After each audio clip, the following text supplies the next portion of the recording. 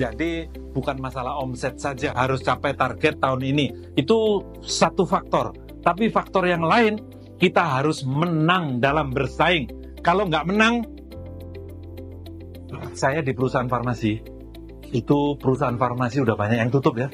Dulu ada Novartis, ada BMS, ada Sanofi, tutup itu semua. Sanofi dibeli Kalbe itu.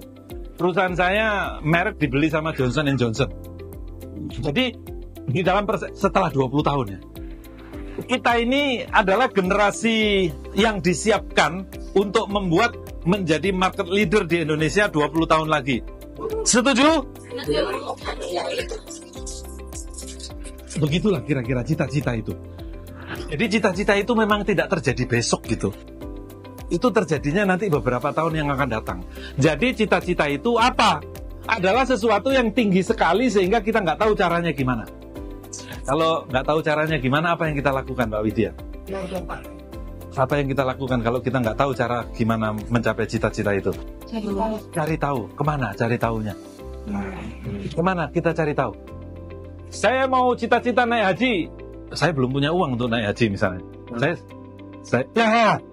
Jadi kalau kita punya cita-cita apapun itu, pasti sudah ada orang yang pernah itu.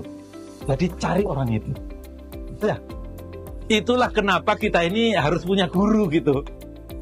Kita belajar sendiri, naik pangkat sendiri bisa, tapi lama.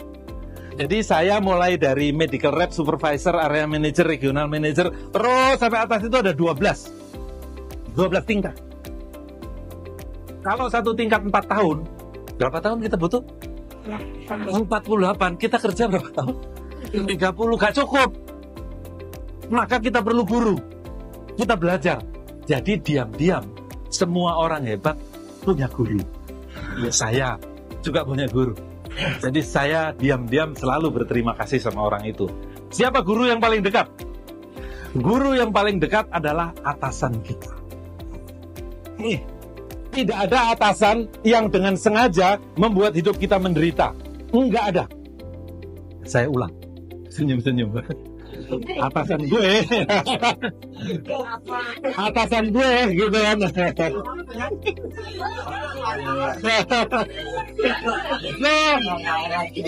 Enggak apa-apa. Sampai mukanya merah tuh. Enggak. Saya bilang begini karena ini fakta ya, ini fakta. Kita ini selalu merasa di Pulau Soro. Di Pulau Soro itu sama atasan, di Pulau Soro itu apa? Orang Jawa bilang, dibuat sengsara oleh atasan. Itu perasaan kita. Tapi saya bilang hari ini tidak ada atasan yang membuat hidup kita menderita. Tidak ada. Itu pengalaman saya sendiri. Dan saya sudah tanya. Karena begini loh. Atasan itu kalau mau melatih kita, kan atasan itu seneng dengan kita. Terus kita dilatih kan. Supaya dia nanti kalau saya naik pangkat, terus saya ditanya sama atasan, siapa penggantimu? Saya akan tunjuk orang yang sudah saya latih, gitu kan? Waktu dilatih, itu kan dikasih banyak kerjaan. Kita dilatih, itu kalau bulu tangkis itu, ayo lompat, nyemesnya supaya kenceng kan? Maka pelatihnya bilang, lompat lagi, lebih tinggi. Siapa yang capek? Yang main, atasan hanya nyuruh doang. Itu kita nggak tahu kalau kita sedang dilatih. Itu persoalannya. Ya nggak? Belum bisa.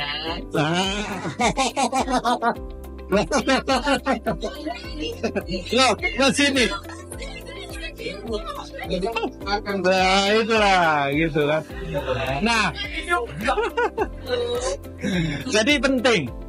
Kan atasan ini dilema. Kalau saya kasih tahu, Pak, nggak ada namanya. Tio, Mas Tio, saya akan latih Mas Tio. Karena kalau Mas Tio udah jago, tahun depan saya promosikan. Oh, amin, gitu kan? Kalau atasan ngomong gitu, terus tahun depan perusahaan berubah, nggak jadi posisi itu diisi, kan nggak jadi promosi nih. Apa yang dibilang sama Mas Tio ke atasan? Ngomong doang, gitu kan? Begitulah atasan itu. Atasan ini dalam dilema. Kalau ngomong nanti ditagih itu. Kalau nggak ngomong, iya nggak ngerti. Kemana tuh? Jadi ini perasaannya atasan, maksud saya gitu. Begitu saya mengalaminya, nggak ngerti dia.